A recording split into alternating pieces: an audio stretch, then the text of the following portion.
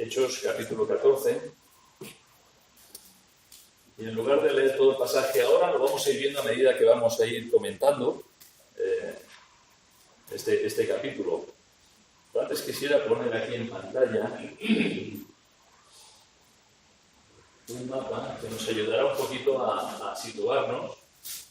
Estamos tratando en el capítulo 13 y en el capítulo 14 del libro de los Hechos, vemos el primer viaje misionero que hizo el apóstol Pablo junto con Bernabé. Entonces aquí lo tenemos marcado en este color como rosa. ¿Veis? Ellos salieron originalmente de Antioquía. El palito, que sí, sirve de...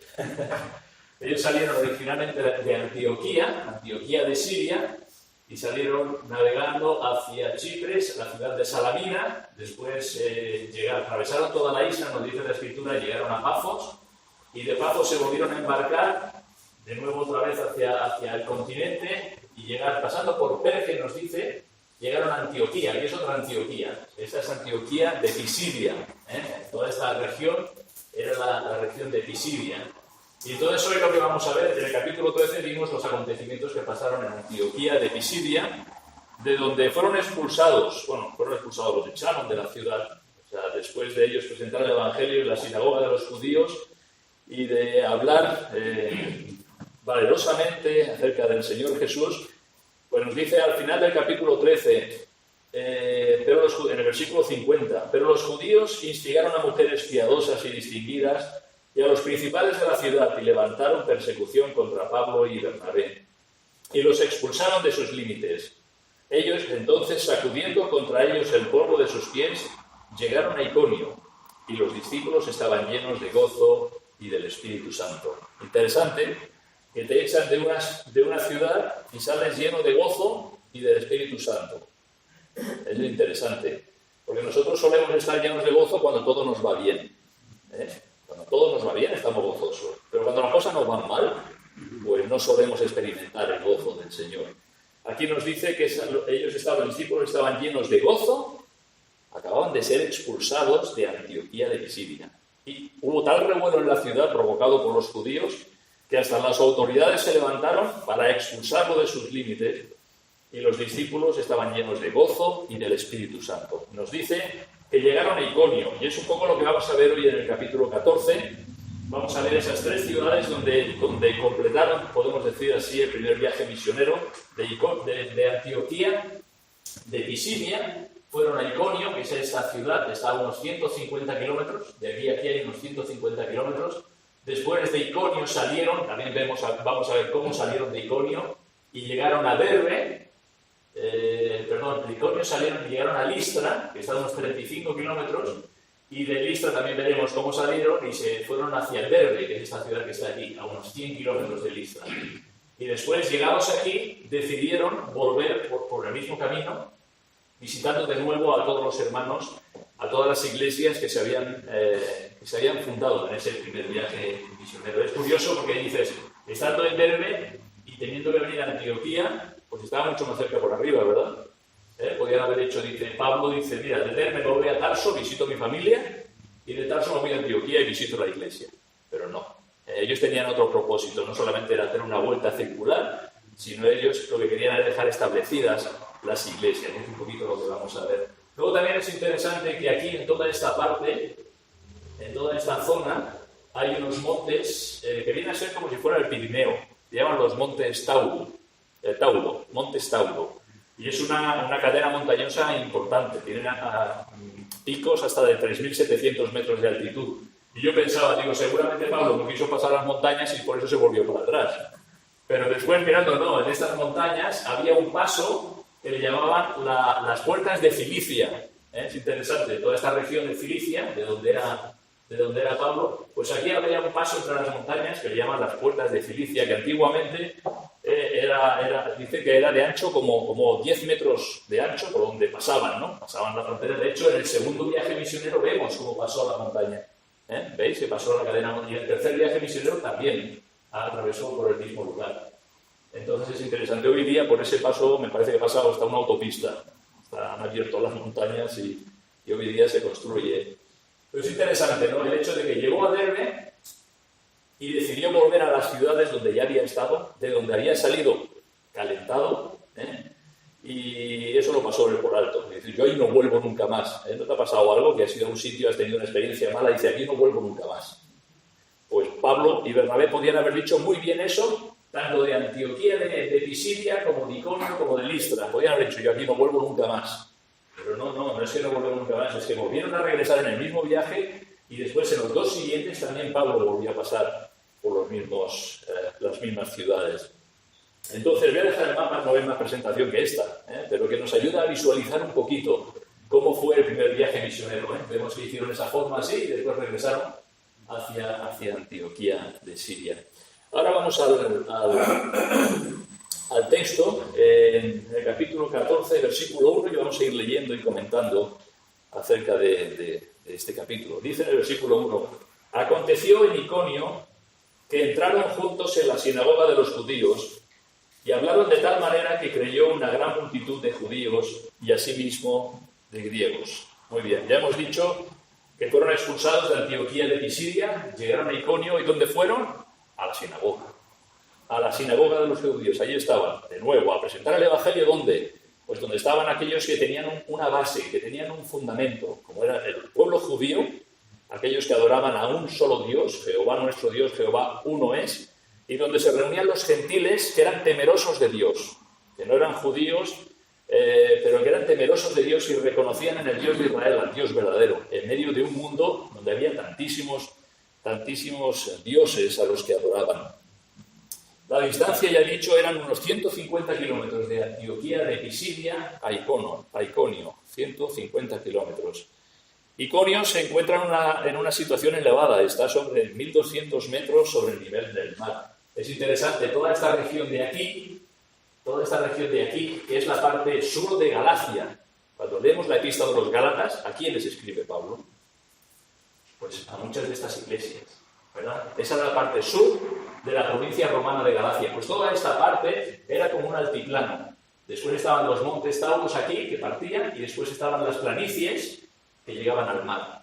O sea, es interesante pues ver un poquito geográficamente por dónde estuvieron. Esta ciudad estaba pues a unos 1.200 metros sobre el nivel del mar. Hoy día la ciudad se llama Konya, se parece, ¿verdad? Iconio, Konya. Pues la ciudad existe todavía en la península de Anatolia, en Turquía.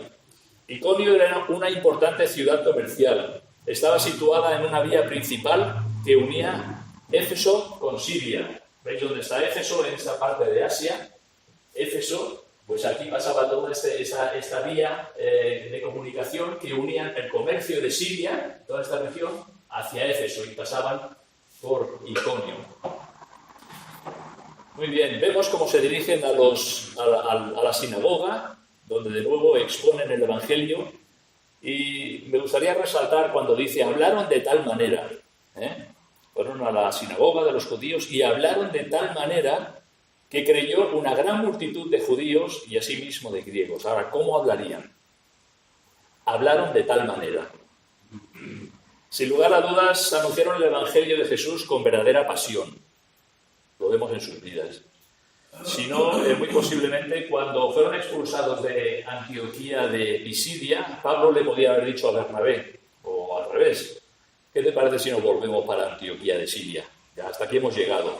Ya nos han echado de la ciudad, no nos quieren recibir, sacudimos el polvo de nuestras sandalias y nos vamos para casa. Pero no, ellos tenían pasión por el Señor. Y dice, hablaron de tal manera que creyó una gran multitud de judíos y asimismo de griegos. Sin lugar a dudas, ellos anunciaban el Evangelio de Jesús con verdadera pasión. Ellos habían hallado en Cristo el perdón de pecados y paz con Dios. Y eso es lo que compartían con los demás.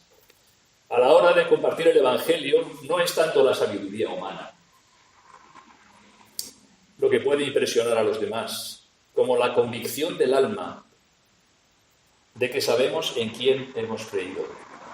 A veces pensamos, no, es que yo para dar testimonio del Señor pues necesito saber tantos versículos y poder presentar y poder argumentar y poder... no es tan importante. Es importante eso, evidentemente, pero no es tan importante como una verdadera convicción de corazón. De que tú has hallado en Cristo al único y suficiente Salvador y que tienes paz con Dios. Y cuando tú hablas de algo que has experimentado, evidentemente hablas con pasión. A veces nos encontramos hablando del Señor con la boca pequeña, podemos decir. Con la boca pequeña. O se presenta una oportunidad y dices, esto es una oportunidad, pero dices, Señor, ahora no es el momento, ¿no? Si realmente tenemos deseos de compartir al Señor, vamos a aprovechar esas oportunidades y no vamos a dar el Evangelio con la boca pequeña, sino hablar, como dice aquí, hablaron de tal manera que creyeron muchos. Estaban plenamente convencidos del mensaje que anunciaban, pero sobre todo, como hemos visto, estaban llenos del Espíritu Santo para anunciar que el Evangelio es poder de Dios para salvación a todo aquel que cree. Estaban llenos del Espíritu Santo. En el versículo 2 dice, mas los judíos que no creían excitaron y corrompieron los ánimos de los gentiles contra los hermanos. Muy bien, de nuevo vemos aquí una muestra de lo que provoca el anuncio del Evangelio. Unos creyeron, pero otros se opusieron al Evangelio. Los judíos que no creyeron fueron astutos para influenciar a los gentiles en contra de la nueva enseñanza. Dice que excitaron y corrompieron los ánimos de los gentiles contra los hermanos. Vemos a un pueblo astuto aquí, ¿verdad? Los judíos. Ellos evidentemente estaban en tierra de gentiles, tenían su sinagoga, pero estaban en medio de los gentiles. Y es interesante cuando dice que excitaron y corrompieron. Pusieron una semilla allí, en medio de los gentiles.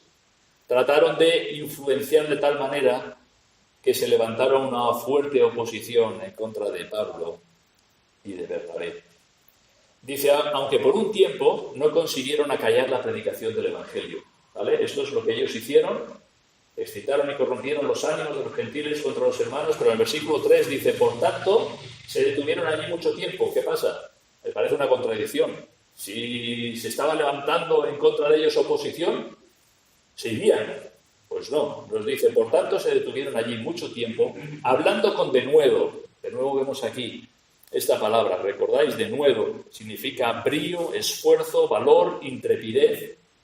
Y además nos dice, confiados en el Señor, el cual daba testimonio a la palabra de su gracia, concediendo que se hiciesen por las manos de ellos señales y prodigios.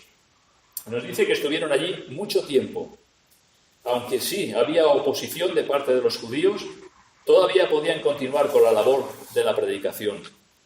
Predicación que nos dice era respaldada por señales y prodigios, como una evidencia de que el mensaje provenía de Dios. Y la actitud de Pablo y Bernabé era de confianza en el Señor. Hablaban con denuedo y confiaban en el Señor. Es como podemos imaginar la labor de un agricultor, ¿verdad? Un agricultor prepara la tierra, siembra la semilla, pero no puede hacer que esa semilla brote. Es el Señor el que da el fruto. Entonces ellos allí estaban pues haciendo esa labor, preparando la tierra y echando la semilla y confiando en el Señor. Por eso nos dice aquí, confiando en el Señor. Confiar, nos dice el diccionario en una de sus acepciones, es esperar con firmeza y seguridad. Supongo que cuando un agricultor siembra, pues tiene la confianza de que de esa semilla salga lo que ha sembrado, ¿verdad? Y espera que dé fruto, pero eso es una obra del Señor. En el versículo 4 dice, y la gente de la ciudad estaba dividida. Veis como durante bastante tiempo, se quedaron allí mucho tiempo, durante bastante tiempo se fue creando ese clima que se iba encaminando hacia la confrontación. La gente de la ciudad estaba dividida. Unos estaban con los judíos y otros con los apóstoles. Vemos esa división. Los judíos, por supuesto, se oponían al Evangelio y que influenciaron de tal manera en la gente del pueblo, no solo en la gente del pueblo, sino en los gobernantes, hasta el punto de provocar la huida de Pablo y Bernabé. Decir que Pablo y Bernabé aguantaron en Iconio todo el tiempo que pudieron hasta que sus vidas corrieron peligro. Allí había oposición, pero ellos allí seguían, predicando al Señor, sembrando esa semilla y confiando en el Señor. Mencionar también que aquí Lucas dice, y otros con los apóstoles, refiriéndose a Pablo y Bernabé. Como sabéis, Pablo era apóstol, Bernabé no. En el versículo 14 también se menciona a Pablo y Bernabé como los apóstoles. Pero en el sentido primario de la palabra, Bernabé no lo era, pero sí que era un enviado con el mensaje del Evangelio. Él había sido enviado, podríamos decir, por la iglesia de Antioquía. ¿Recordáis? El Espíritu Santo dijo, apartadme a Bernabé y a Saulo para la obra que les he encomendado. Dice, allí los despidieron y seguramente estuvieron orando por ellos en ese viaje con el propósito de predicar el Evangelio, de extender el mensaje del Evangelio por gran parte de Asia. Versículos 5 y 6. Pero cuando los judíos y los gentiles, juntamente con sus gobernantes, se lanzaron a afrentarlos y apedrearlos, habiéndolo sabido, huyeron a Listra y Derbe, ciudades de Licaonia, y a toda la región circunvecina. Vemos cómo se formó ya, llegó el punto donde ya tenían que salir, ya por sus vidas, ¿no? Por la seguridad de sus propias vidas. Los judíos se juntaron con los gentiles, juntamente con los gobernantes, querían afrentarlos y apedrearlos. Ellos se enteraron y huyeron de allá. Se fueron de Iconio, dirección Listra y Derbe, ciudades de Licaonia. Nos dice, hemos visto que de Iconio hasta Listra hay 35 kilómetros de distancia. Y en el versículo 7 nos dice, y allí predicaban el Evangelio. Pablo y Bernabé continuaron con su labor evangelística. Y en Listra ocurrió un acontecimiento fuera de lo habitual. Y seguramente por eso es que Lucas no lo describe con detalle. Lo normal era que cuando iban haciendo milagros, la gente escuchara con atención el mensaje que predicaban. ¿Recordáis cuando, de hecho, aquí Pablo, vamos a verlo como sanó a un hombre cojo? Lo sanó el Señor, pero el Señor usó a Pablo. Y en lugar de abrir los ojos y abrir los oídos en cuanto al mensaje que ellos anunciaban, parece que se sucedió todo lo contrario. Recordamos cuando Pedro sanó a aquel cojo también en la puerta del templo, llamada La Hermosa. ¿Qué provocó? Provocó que la gente escuchara el mensaje del Evangelio. Y aquí vemos una reacción totalmente contraria. En lugar de prestar atención al mensaje que Pablo y Bernabé traían, provocó una reacción en la gente de adoración a sus propios dioses y no al Dios vivo y verdadero que había sanado a aquel hombre. Vamos a leer los versículos del 8 al 13. Y cierto hombre de Listra estaba sentado, imposibilitado de los pies, cojo de nacimiento, que jamás había andado.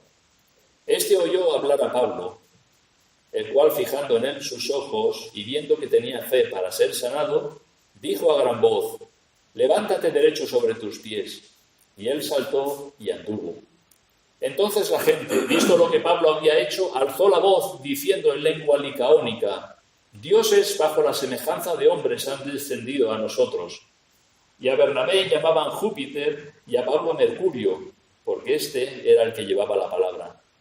Y el sacerdote de Júpiter, cuyo templo estaba frente a la ciudad, trajo toros y guirnaldas delante de las puertas, y juntamente con la multitud quería ofrecer sacrificios. Interesante, ¿verdad? Lo que llegó a provocar este milagro de sanidad.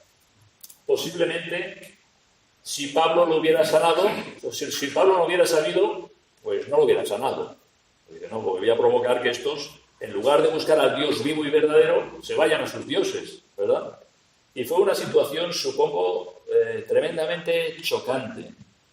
Es como que el diablo le quiere robar la gloria que solo pertenece a Dios.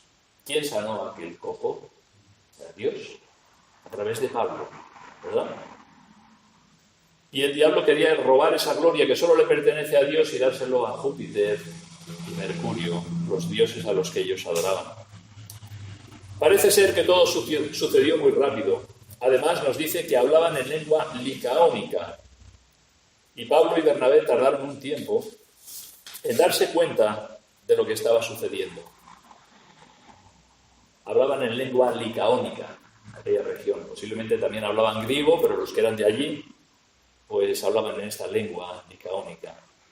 Identificaron a Bernabé como Júpiter, y no es poca cosa, y a Pablo como Mercurio. En el Nuevo Testamento, en griego, los nombres que aparecen son Zeus y Hermes. Son los dioses griegos, Zeus y Hermes, que son exactamente los mismos dioses romanos, Júpiter y Mercurio.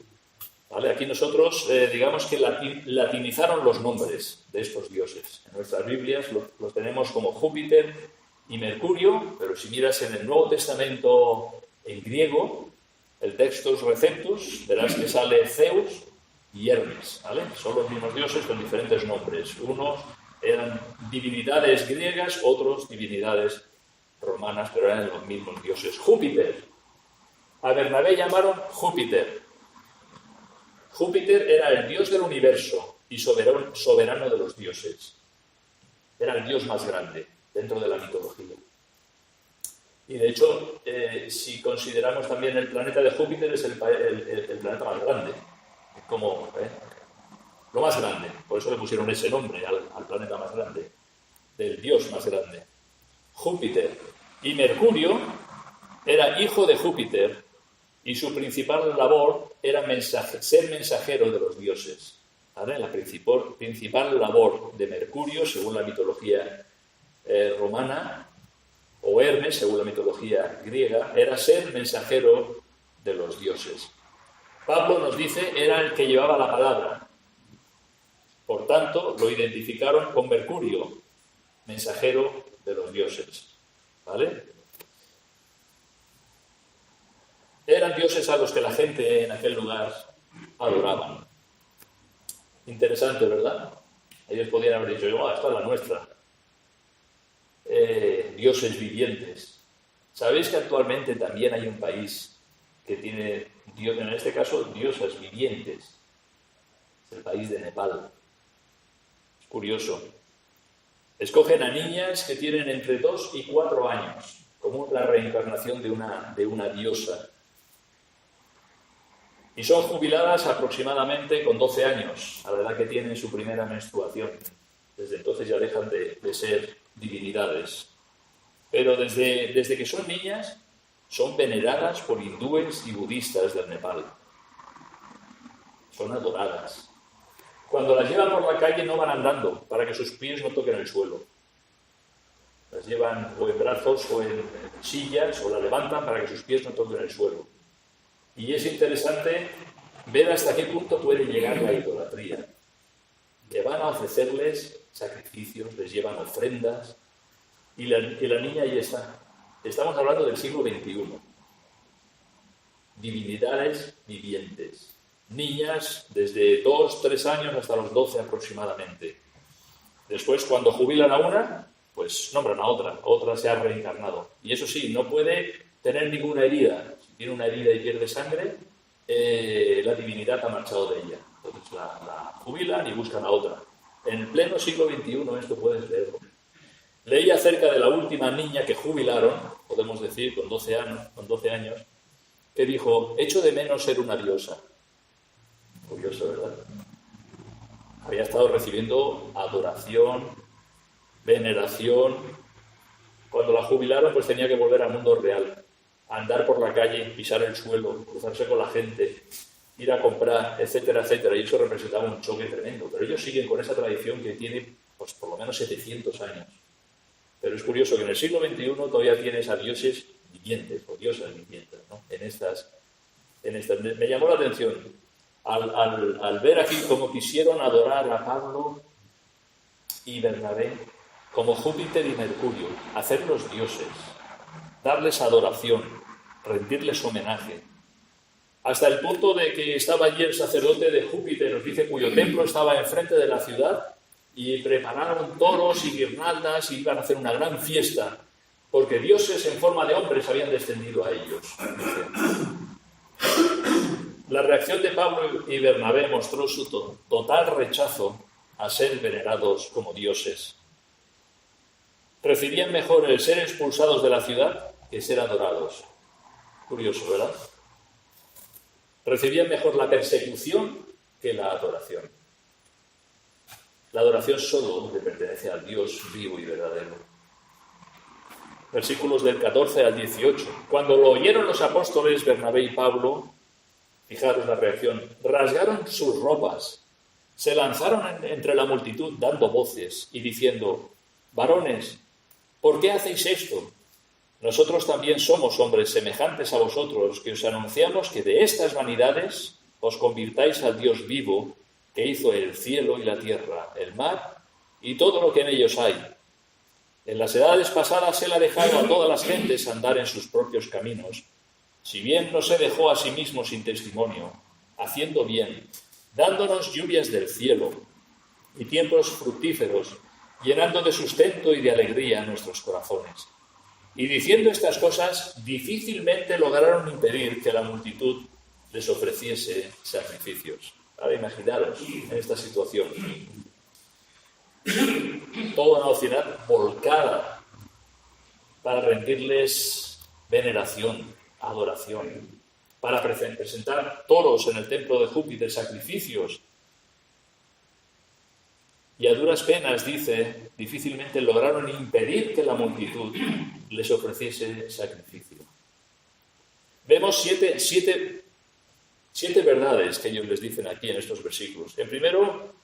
O 7 reacciones. Lo primero es que rasgaron sus ropas, evidencia de dolor, de malestar, de rabia o indignación. En particular lo practicaban los judíos cuando eran víctimas de desgracia. Rasgaron sus ropas. Curiosa, ¿verdad?, la reacción. ¿Cómo es posible que venimos a anunciarles que se conviertan al Dios vivo y verdadero y quieren ofrecernos sacrificios a nosotros? ¿Verdad? Rasgaron sus ropas, como que estaban viviendo una verdadera desgracia en ese momento. En segundo lugar, vemos cómo rechazaron ser dioses, pero llanamente. Somos hombres semejantes a vosotros. Exactamente igual. No somos divinidades, no somos dioses, somos hombres de carne y hueso, igual que vosotros. En tercer lugar, les dice que la idolatría es una vanidad. Cuando dice: os anunciamos que de estas vanidades os convirtáis al Dios vivo, que hizo el cielo y la tierra. De estas vanidades, la idolatría es una vanidad. Es algo efímero, es algo que no tiene ningún sentido. Y, por cierto, está tan actual la idolatría. Han cambiado los nombres. Si antes era Júpiter, Mercurio, o Zeus y Hermes, pues hoy día es San Pedro, San Pablo. Si antes era Venus o Afrodita, hoy es la Virgen María. Han cambiado los nombres, pero está tan en boga la idolatría ahora como hace cientos de años. Esa inclinación constante de adorar cosas que no son el Dios vivo y verdadero. Ves a una iglesia católica y lo verás. En estas vacaciones que íbamos visitando, pues lo típico, catedrales, pues ahí los tenías.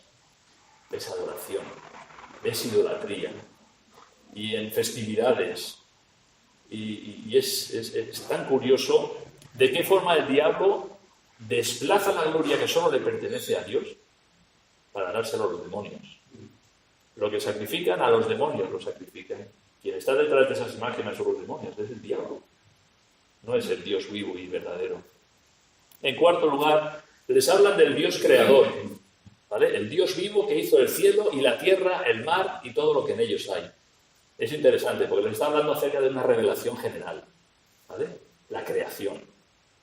El Dios que hizo el cielo y la tierra. Es esa revelación general. En el libro de Romanos leemos en el capítulo 1, versículo 20, las cosas invisibles de Él, de Dios, su eterno poder y deidad, se hacen claramente visibles desde la creación del mundo, siendo entendidas por medio de las cosas hechas, de modo que no tienen excusa.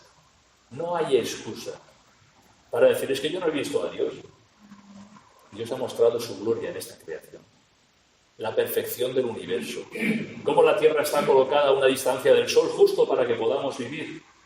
Si estuviéramos más cerca no podríamos vivir, nos achicharraríamos. Si estuviéramos más lejos no podríamos vivir, nos moriríamos de frío. Estamos justo en el lugar exacto, matemático, que Dios ha diseñado en su sabiduría para que pueda haber vida en este planeta. La Luna está colocada a una distancia exacta que afecta a las mareas del mar, ¿verdad? La Tierra tiene su inclinación exacta y vemos las estaciones del año una detrás de otra, primavera, verano, otoño, invierno. Vemos la perfección, la exactitud de todo lo que Dios ha creado. Dice, de modo que no tienen excusa. Y así le presentan Pablo y Bernabé, hablando de esa revelación general de Dios. Os hablamos el Dios que hizo el cielo y la tierra, el mar y todo lo que en ellos hay. Es interesante porque vemos una diferencia a la hora de hablar del Señor. Cuando ellos iban a las sinagogas no hablaban de ese Dios creador, porque ya estaba el concepto en las sinagogas de ese Dios creador, ¿verdad? Entonces, ¿qué les hablaban? Les daban esa revelación específica que está en las Escrituras y en el Señor Jesucristo, ¿verdad? Pero aquí vemos cómo les están hablando de esa revelación general de Dios. Si tú quieres hablar a alguien acerca de Jesús, evidentemente primero tienes que hablarle acerca de Dios creador y sustentador de todo lo que existe. Y que ese Dios creador nos ha amado tanto que ha entregado a su Hijo, el Señor Jesucristo, la segunda persona de la Trinidad. Vemos que era distinto. El mensaje que ellos llevaban en las sinagogas, el Dios de nuestros padres habló y dijo y tal y tal y tal, y les habla de Jesús. Pero a estas personas gentiles, paganos, que adoraban a otras divinidades, pues les hablan de ese Dios creador. No, pero si Dios creador es precisamente Júpiter. No. Vosotros pensáis que es Júpiter, pero el Dios creador que hizo el cielo y la tierra, el mar y todo lo que en ellos hay. En quinto lugar, les hace un llamado a ser transformados en algo distinto de lo que eran. Convertíos, les dice en el versículo 15, convertíos al Dios vivo y creador del cielo y de la tierra. ¿Qué significa conversión? Un cambio de rumbo, un cambio de dirección. Convertidos, que haya un cambio verdadero y sincero al Dios vivo, creador de cielo y tierra. En el versículo 16 dice, en las edades pasadas Él ha dejado a todas las gentes andar en sus propios caminos. Vemos un Dios paciente y misericordioso. Y en séptimo lugar, les habla de la bondad y misericordia de Dios que se hacen evidentes en su provisión. Cuando dice, no se dejó a sí mismo sin testimonio, haciéndonos bien, dándonos lluvias del cielo y tiempos fructíferos, llenando de sustento y de alegría nuestros corazones. En estos breves versículos, pues les hacen esa presentación del Dios vivo y verdadero. Y a duras penas consiguieron que no les ofrecieran sacrificios. Versículo 19. Entonces vinieron unos judíos de Antioquía y de Iconio, las ciudades donde habían estado anteriormente. Ahora estaban en Listra, Iconio a 35 kilómetros y Antioquía a 185 kilómetros de Listra. Llegaron allí unas personas, unos judíos, que ya habían oído el mensaje de Pablo y Bernabé cuando estuvieron en aquellas ciudades. Y evidentemente eran de los que se oponían. De Antioquía, recordáis, fueron expulsados. De Iconio salieron huyendo cuando supieron que los querían apedrear. En Listra sucedió lo que habían temido. Pablo fue apedreado hasta perder el conocimiento, ya que pensaron que había muerto. Y esto no es que le tiraran una piedra, sino que una lluvia de piedras cayó sobre él. ¿Recordáis? Esteban murió lapidado, apedreado. En 2 de Corintios, Pablo, hablando de sus sufrimientos, dice, 3 veces he sido azotado con varas, una vez apedreado en Listra. En Gálatas también dice, porque yo traigo en mi cuerpo las marcas del Señor Jesús. Y seguro que aquellas piedras dejaron marcas en su cuerpo.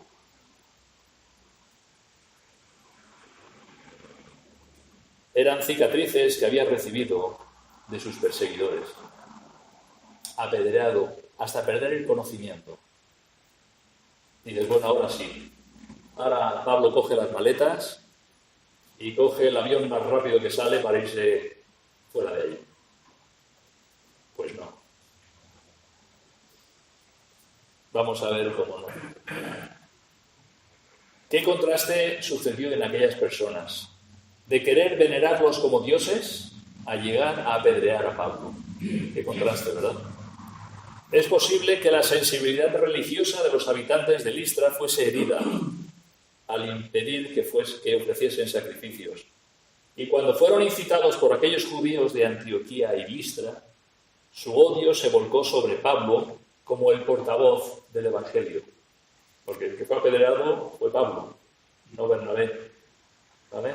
Era el portavoz, aquel que traía la palabra. El versículo 20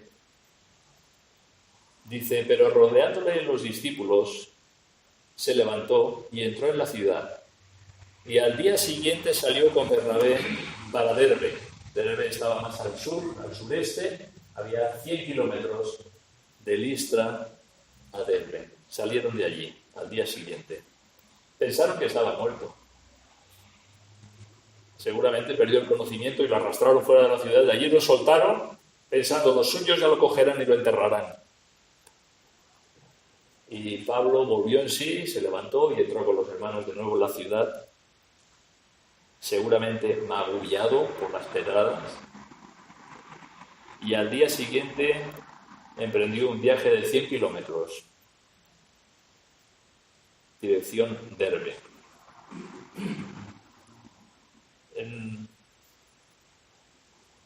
No vemos que se tomara un mes de descanso, lo voy a recuperar. Yo no sé si alguna vez os han dado una pedrada, pero yo pensando en esto o meditando en esto, digo, yo recuerdo cuando tenía, pues no sé, 8 o 10 años, me dieron una pedrada. Y me tuvieron que dar 3 puntos. Y aquí la tengo. Curioso, ¿verdad? Una piedra, aquello de niños jugando que tiran piedras, o tiramos piedras, y me dieron aquí, sangrando, 3 puntos. Me miré en el espejo el otro día, porque después de los años ya ni piensas, ¿no? Y aquí está la cicatriz. Curioso. ¿Cuáles serían las marcas de Pablo? Seguramente no era una piedra así, como me tiraron a mí de niño aquello. Seguramente yo también tiraba piedras. Seguramente eran buenas piedras con la intención de matar. Y seguramente dejaron marcas profundas en su cuerpo. De allí salieron 100 kilómetros de camino hacia Derbe. Versículo 21 nos dice mucha cosa. Dice: y después de anunciar el Evangelio en aquella ciudad, en Derbe, y de hacer muchos discípulos, volvieron a Listra, a Iconio y a Antioquía. Curioso, ¿verdad? Dice: yo ahí no vuelvo nunca más. Y va y vuelve. ¿Por qué? Porque había hermanos que habían creído. Porque habían iglesias que habían sido establecidas. Y porque el amor que él sentía por ellos era superior al dolor de las piedras. Y él volvió a las mismas ciudades. Llegaron a Derbe y entonces regresaron.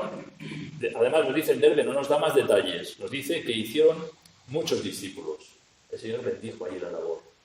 Por cierto, Pablo podía haberse preguntado: ¿y Señor, por qué? ¿Y por qué? ¿Verdad? ¿Y por qué? Si estoy haciendo tu voluntad, si estoy llevando el Evangelio a estas gentes paganas que adoran a otros dioses, ¿por qué he tenido que sufrir que me apedreen? ¿Recordáis cuando el Señor salvó a Pablo? Dijo: instrumento escogido me es este, para llevar mi nombre en presencia de los gentiles y de los de mi nación, etcétera, etcétera. Y dice: yo le mostraré cuánto le es necesario padecer por mi nombre. El Señor permitió esa situación en la vida de Pablo. Y el Señor le mostró cuánto le era necesario padecer por su nombre. Él, que había sido un perseguidor, ahora estaba siendo perseguido, ¿verdad? Por esa fe que profesaba. Volvió sobre sus pasos y regresaron a Listra, donde fue apedreado, por cierto. De Listra es el joven Timoteo, de Listra, de esa ciudad. No sabemos si se convirtió en la primera vez que pasó Pablo por allí, no sabemos si se convirtió en la segunda vez que pasó, confirmando a los hermanos, o si se convirtió con algunos de los discípulos de Listra. Lo cierto es que era de esta ciudad, de Listra.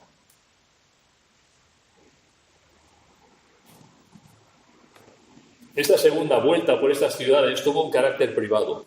No nos dice que volvieran a las sinagogas o que disputaran en lugares públicos. No. Nos dice el versículo 22, confirmando los ánimos de los discípulos, exhortándoles a que permaneciesen en la fe y diciéndoles, es necesario que a través de muchas tribulaciones entremos en el reino de Dios. Esta era la labor. Habían pasado sembrando la semilla del Evangelio, la gracia de Dios trajo fruto y entonces regresaban para confirmar los ánimos de los discípulos. En esta ocasión se limitaron a visitar a los discípulos para enseñarles más acerca de Jesús y de la nueva vida en Cristo. Interesante, dice, es necesario que a través de muchas tribulaciones entremos en el reino de Dios. Y Pablo lo decía con conocimiento de causa, ¿verdad? No les daba un mensaje de un camino, les hablaba del sufrimiento. No excluía el sufrimiento. Es necesario que a través de muchas tribulaciones entremos en el reino de Dios. Él no excluyó el sufrimiento de la vida cristiana, sobre todo en aquellos tiempos. Y Pablo hablaba con conocimiento de causa. Versículo 23. Y constituyeron ancianos en cada iglesia, y habiendo orado con ayunos, los encomendaron al Señor en quien habían creído. Es interesante notar cómo dice, establecieron o constituyeron ancianos en cada iglesia. Y nos habla de ayuno y oración.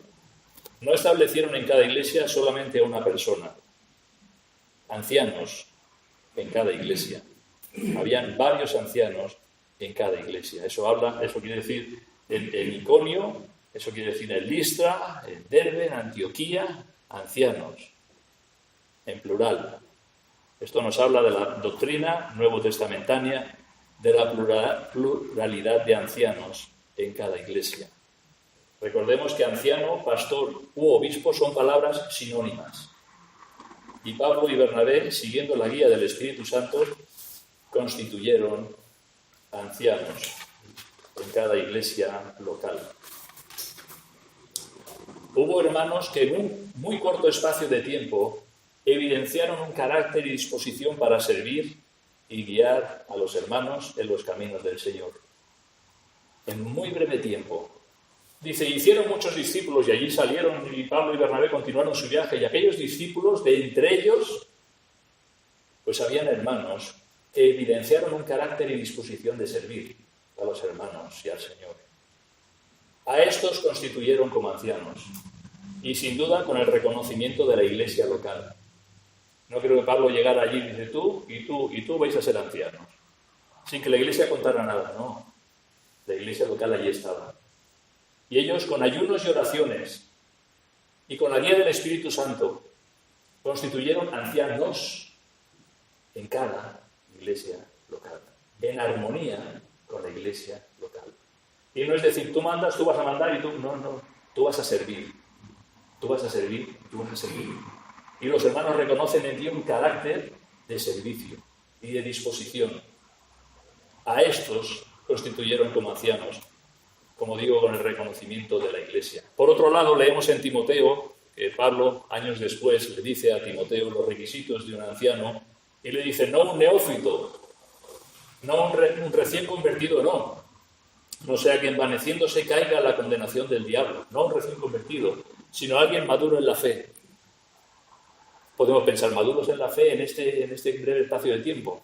De alguna manera el Señor lo obró en aquellas nacientes iglesias, capacitando a hermanos para servir a los demás, en un breve espacio de tiempo. Más adelante vemos las instrucciones que Pablo dio a Timoteo, en Timoteo y en Tito también, los requisitos de ancianos y obispos, y desde entonces la iglesia tiene como ese patrón, pero en aquel tiempo eran los apóstoles, que visitaban a los hermanos y de entre ellos veían a aquellos que tenían esa disposición de corazón, aquellos dones que el Señor había dado, y los constituyeron con la aprobación de la iglesia local.